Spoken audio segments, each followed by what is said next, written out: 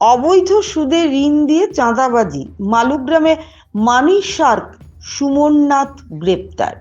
Malugram outpost police এক ভুক্তভোগী পরিবারের অভিযোগের ভিত্তিতে অবৈধ অর্থ লগ্নিকারী মানি শার্ক সুমননাথকে গ্রেপ্তার করে বৃহস্পতিবার আদালতে পেশ করেছে।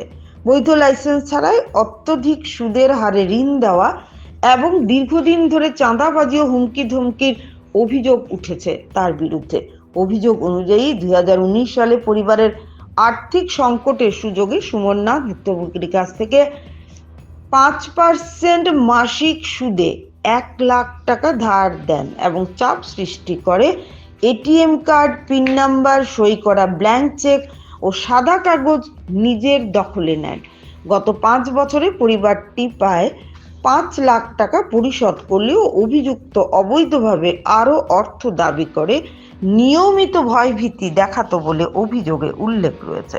অভিযুক্ত বারবার হুমকি দিয়ে বলতো যে তার পেছনে পুলিশের সুরক্ষা রয়েছে এবং প্রতিবাদ করলে ভুক্তভোগীর মেয়েকে অপহরণ করা হবে।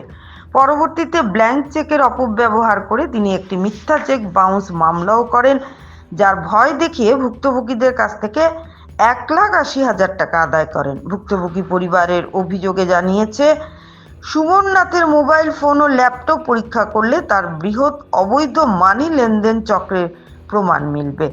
একইভাবে আদালতে চলমান আরও কয়েকটি চেক বাউন্স মামলায় তিনি নিরীহ মানুষদের ফাঁসিয়েছেন বলেও দাবি করা হয়েছে।